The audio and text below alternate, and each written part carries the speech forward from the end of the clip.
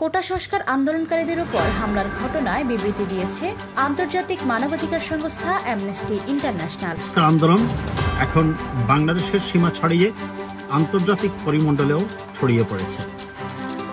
আন্তর্জাতিক মানবাধিকার সংগঠনগুলো এখন আস্তে আস্তে কোটা আন্দোলনকারীদের উপর হামলা এবং আসসালামু আলাইকুম ভিউয়ার্স, দেশ ও দেশের বাহির থেকে যারা আমার ভিডিওটি প্লে করেছেন জানাচ্ছি আন্তরিক শুভেচ্ছা ও অভিনন্দন। আশা করি সবাই ভালো আছেন, সুস্থ আছেন, আলহামদুলিল্লাহ। তো ভিউয়ার্স, কোটা বিরোধী আন্দোলনকে কেন্দ্র করে সারা দেশ আজ উত্তাল। বিভিন্ন জেলায় ছাত্রলীগ এবং আন্দোলনকারীদের ভেতরে সংঘর্ষে নিহত ও আহতের ঘটনাও ঘটেছে।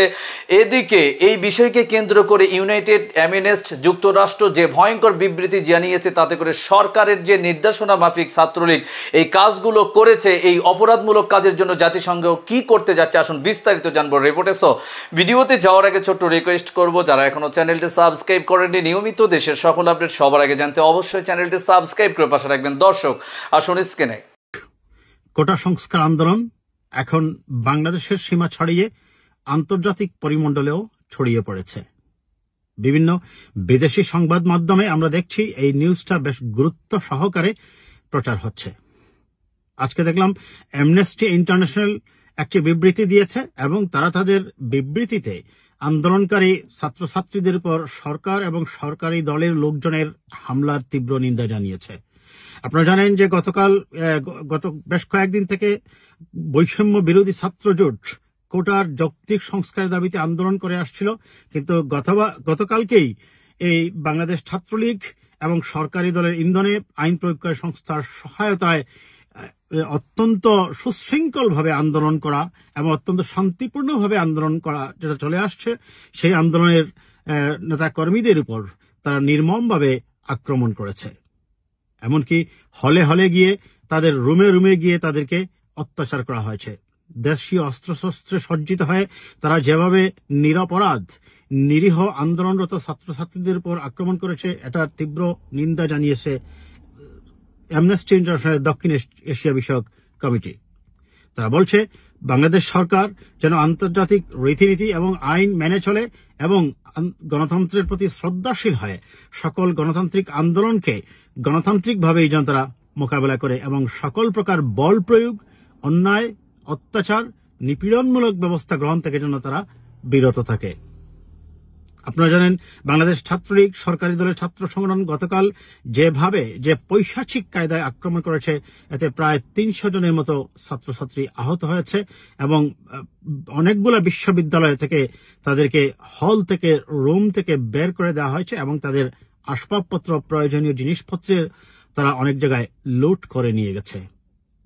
একইভাবে এই আন্দোলনরত ছাত্রছাত্রীদের এই উপর যে নির্যাতন করা হয়েছে, সেটার ব্যাপারে মার্কিন পররাষ্ট্র দপ্তর তাদের নিয়মিত ব্রিফিংয়ে গতকালকে বলেছে যেন সরকার তাদের যৌক্তিক আন্দোলনকে সম্মান করে এবং তাদের যৌক্তিক দাবিগুলোও যেন মেনে নেয়। সরকারের পক্ষ থেকে একের পর এক নির্যাতনমূলক এবং নিপীড়নমূলক ব্যবস্থা গ্রহণ করার কারণে এই অত্যন্ত সুন্দর এবং সুশৃঙ্খল আন্দোলনটা এখন সহিংস হয়ে উঠছে। তবে আশার কথা হলো, সরকারি দলের এই সন্ত্রাস এবং নৈরাজ্যের কারণেও আজকে আমি যখন কথা বলছি, তখন সারা বাংলাদেশের প্রত্যেকটি জায়গা থেকে আমরা খবর পাচ্ছি হাজার হাজার ছাত্রছাত্রী ঠিকই তারা আবার রাস্তায় নেমে এসেছে। এবং আজকে দেখলাম বেসরকারি বিশ্ববিদ্যালয়ের ছাত্রছাত্রীরাও যোগদান করেছে এই আন্দোলনের সাথে। আন্দোলনকারীরা আহ্বান জানিয়েছে রাষ্ট্রের সকল নাগরিকদেরকে তাদের সাথে যোগ দেওয়ার জন্য। বরাবরের মতো আওয়ামী লীগের সাধারণ সম্পাদক ওবায়দুল কাদের সাহেব বলছেন তিনি সেই আন্দোলনকে তারা মোকাবেলা করতে চান এবং তিনি বলছেন সেটা আদালতের ব্যাপার, তারা আদালতের গাড়ে বন্দুক রেখেই তাদের স্বার্থটা হাসিল করতে চাচ্ছেন। এমনকি তিনি অত্যন্ত আপত্তিকর কথা বলেছেন যে আন্দোলন মোকাবেলার দায়িত্ব ছাত্রলীগকে দিয়ে দেওয়া হয়েছে। দেখুন, এটা ছাত্রলীগের কাজ নয়। যদি সেই শান্তিপূর্ণ আন্দোলনে কেউ সহিংস হয়ে ওঠে, সেটা দেখবে দেশের প্রচলিত আইন প্রয়োগকারী সংস্থা, দেশের প্রচলিত আইনে। এটা দেখার দায়িত্ব ছাত্রলীগের নয়। ছাত্রলীগের হেলমেট বাহিনী কিংবা অস্ত্রধারী বাহিনী কেন নিরীহ নিরপরাধ ছাত্রছাত্রীদের উপর আন্দোলন করতে যাবে? অন্যদিকে বিএনপির মহাসচিব জনাব মির্জা ফখরুল ইসলাম আলমগীর সাহেব বলেছেন ছাত্রছাত্রীদের ন্যায়সঙ্গত এবং যৌক্তিক দাবি যেন সরকার মেনে নেয়। আদালতের ঘাড়ে বন্দুক রেখে এ ধরনের হীন রাজনীতি থেকে যেন সরকার বিরত থাকে। কাজেই দর্শক, এখন আপনারা বুঝতেই পারছেন, একদিকে যেমন অ্যামনেস্টি ইন্টারন্যাশনালের আজকের বিবৃতি এবং গতকালকে মার্কিন পররাষ্ট্র দপ্তরের পক্ষ থেকে সরকারকে সকল ধরনের গণতান্ত্রিক রীতিনীতির প্রতি শ্রদ্ধাশীল হওয়া, সংযত হওয়া এবং অন্যায়, অত্যাচার এবং দমনপীড়নমূলক কার্যক্রম থেকে নিজেদেরকে সংযত করা যে আহ্বান, এটা নিশ্চয়ই বাংলাদেশের সীমার বাহিরে এখন আন্তর্জাতিকভাবেও সেটা পরিলক্ষিত হচ্ছে। আমরা বাংলা ভাষাভাষী মানুষ, বাংলাদেশী নাগরিক যারা পৃথিবীর বিভিন্ন প্রান্তে আছি, আমাদেরও অত্যন্ত সহানুভূতি এবং ছাত্রছাত্রীদের এই ন্যায়সঙ্গত দাবি, যৌক্তিক কোটা সংস্কার, তারা কিন্তু কখনো বাতিলের কথা বলেনি। তারা বলেছে যুক্তিসঙ্গত এবং অ্যাকসেপ্টেবল কোটা রিফর্ম করতে হবে। কিন্তু সরকার তাদের অসৎ উদ্দেশ্য চরিতার্থ করার জন্য এভাবে নিরীহ নিরপরাধ ছাত্রছাত্রীদের উপর হত্যা করছে। এমনকি সবচেয়ে পৈশাচিক ভাবে যে জিনিসটা আমাদের লক্ষ্য করতে হচ্ছে সেটা হচ্ছে যে ছাত্রীদের উপরও ছাত্রলীগ বরাবরের মতো তাদের সন্ত্রাসী কার্যক্রম পরিচালনা করছে। মিডিয়ায় আমরা যে ছবিগুলো দেখছি, সেই বিভৎস পাকিস্তানি হানাদার বাহিনীর বর্বরতাকেও হার মানিয়েছে সরকারি দলের এই সন্ত্রাসী এবং জঙ্গি কার্যক্রম। আমরা এসব থেকে পরিত্রাণ চাই। আমরা চাই আলোচনায় বসে, আলোচনার টেবিলে বসে এটা একটা যৌক্তিক সমাধান নিয়ে আসতে হবে। আর যদি সরকার মনে করে ফ্যাসিবাদী চরিত্রের মাধ্যমে তারা তাদের এই সকল অবৈধ কার্যক্রম কন্টিনিউ করবে, তবে তাদেরকে অনুরোধ করব, 52-এর ভাষা আন্দোলন, 66 ইচ্ছা দফা, 69-এর গণঅভ্যুত্থান, 70-এর নির্বাচনের পটভূমি, 71-এর মুক্তিযুদ্ধের পটভূমি এবং 90-এর স্বৈরাচার বিরোধী আন্দোলন, সকল আন্দোলনই কিন্তু এই ছাত্র সমাজ সংগঠিত করেছে এবং তারা তাদের ইপ্সিত লক্ষ্যে না পৌঁছা পর্যন্ত তারা অব্যাহত রেখেছিল এবং তারা তাদের বিজয় অর্জন করেই ছেড়েছে। এই 2024-এ এসেও ছাত্র সমাজ তার ন্যায্য দাবি, তার অধিকার আদায়ের জন্য রাজপথে নেমেছে। আপনি তাদেরকে রাজাকার বানিয়ে দিয়েছেন।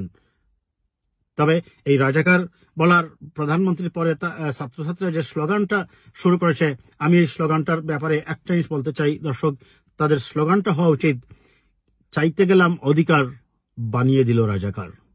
যারা বলে রাজাকার তারা হচ্ছে স্বৈরাচার।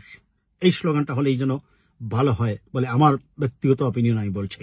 দর্শক, স্ক্রিনে আমরা ইউনাইটেড অ্যামনেস্ট ও জাতিসংঘ যুক্তরাষ্ট্রের বিবৃতি সম্পর্কে বিস্তারিত জানলাম। এই বিষয়ে আপনাদের মতামত কমেন্টে জানান, কেউ ভিডিওটি স্কিপ করবে না। এখন আমরা জানবো যে বাংলাদেশের এমন পরিস্থিতিকে যেভাবে অবজারভেশন করছে যুক্তরাষ্ট্র, এর কারণে বাংলাদেশের ওপর, সরকারের ওপরে কি ধরনের খারাপ প্রভাব পড়তে পারে। আসুন বিস্তারিত জানবো আমরা এই রিপোর্টে। আন্তর্জাতিক মানবাধিকার সংগঠনগুলো এখন আস্তে আস্তে কোটা আন্দোলনকারীদের উপর হামলা এবং কোটা সংস্কারের পক্ষে ছাত্রদের যে দাবি তার সপক্ষে বিবৃতি দিতে শুরু করেছে।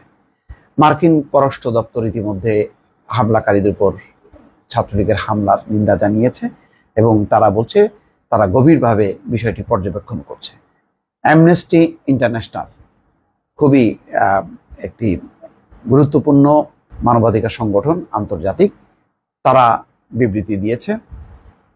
কোটা সংস্কার আন্দোলনকারীদের উপর হামলার ঘটনায় বিবৃতি দিয়েছে আন্তর্জাতিক মানবাধিকার সংস্থা অ্যামনেস্টি ইন্টারন্যাশনাল।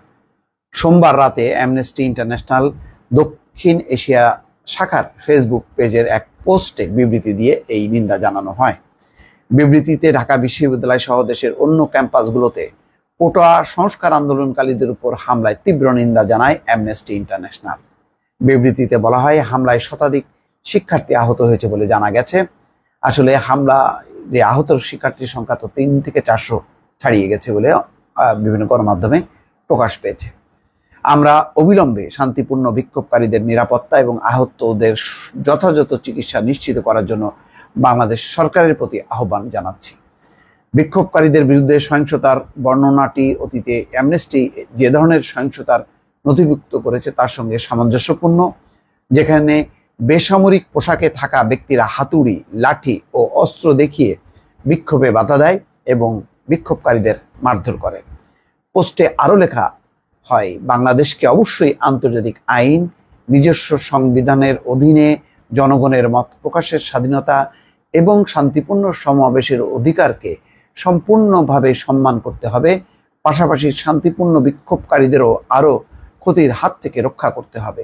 এদিকে কোটা বিরোধী আন্দোলনকারীদের উপর ছাত্রলীগের হামলা নিন্দা জানিয়েছে যুক্তরাষ্ট্রের পররাষ্ট্র দপ্তর একই সঙ্গে দেশটি চলমান বিষয়টি পর্যবেক্ষণ করছে বলেও জানিয়েছে। সোমবার স্টেট ডিপার্টমেন্টের নিয়মিত ব্রিফিংয়ে সাংবাদিকদের প্রশ্নের জবাবে এভাবেই বলছেন। তার মানে কি, এই ধরনের ঘটনা, যে ঘটনাটা ইতিমধ্যে ঘটেছে, এখানে আওয়ামী লীগ ছাড়া সমস্ত রাজনৈতিক দল কিন্তু এটা নিন্দা জানাচ্ছে এবং এটি একেবারেই রাজনীতিকরণ যেটা বলা হয় সেটি হয়ে গেছে। আজকে ওবায়দুল কাদেরের বক্তব্য পরিষ্কার, মির্জা ফখরুল ইসলাম আলমগীরও তার উত্তর দিয়েছেন। তিনিও এই ছাত্রদেরকে রক্ষায় সাধারণ মানুষকে এগিয়ে আসার আহ্বান জানিয়েছে এবং কালকে কোটা আন্দোলনের পক্ষ থেকে যে আমি নাহিদ ইসলামকে দেখলাম, তারাও জনগণের সহায়তা চেয়েছে। ফলে পরিস্থিতি বিস্ফোরণমুখ, এটা নিঃসন্দেহে বলার অপেক্ষা রাখে না। এবং আজকে সারা দেশের সকাল থেকে যে চিত্র, সেই চিত্র কিন্তু তারই প্রতিফলন। বিভিন্ন একেবারে সায়েন্স ল্যাব থেকে শুরু করে মিরপুর, তারপরে বাড্ডা, মেরুল, বিশ্ব রোড, সমস্ত জায়গায় কিন্তু যে যেখান থেকে যেভাবে পারছে শিক্ষার্থীরা কিন্তু দলে দলে নামছে। ফলে পরিস্থিতি খুবই বিস্ফোরণমুখ, এটি বলার অপেক্ষা রাখে না। আর এটি সমাধানের খুব সহজ রাস্তা ছিল, সেই রাস্তাটি বাদ দিয়ে সরকার কেন এত সংকট, এত সমস্যাকে উপেক্ষা করে ঠিক কোটা সংস্কার নিয়ে সেই যারা নিষ্পত্তি করেছিল এই সংকটটি, তারাই আবার এটি সামনে নিয়ে আসলো, সামনে আদালতকে সামনে রেখে। এটা বোধগম্য না। এর পেছনে কি কারণ থাকতে পারে সেটি বোধগম্য না। কিন্তু এই ঘটনাটি যে আন্তর্জাতিক সম্প্রদায়েরও এখন দৃষ্টিতে চলে আসলো, এটাই এখন গুরুত্বপূর্ণ একটি বিষয়। দেখা যাক সামনে কি হয়। দর্শক ভালো থাকবেন, আল্লাহ হাফেজ। দর্শক, স্ক্রিনে আমরা সে সম্পর্কে বিস্তারিত জানলাম। সো আজকের ভিডিও এই পর্যন্তই। ভালো লাগলে লাইক এন্ড কমেন্ট করবেন এবং দেশের সকল আপডেট সবার আগে জানতে অবশ্যই চ্যানেলটি সাবস্ক্রাইব করে পাশে রাখবেন। দেখা হবে পরবর্তী ভিডিওতে ইনশাআল্লাহ। আসসালামু আলাইকুম ওয়া রাহমাতুল্লাহ।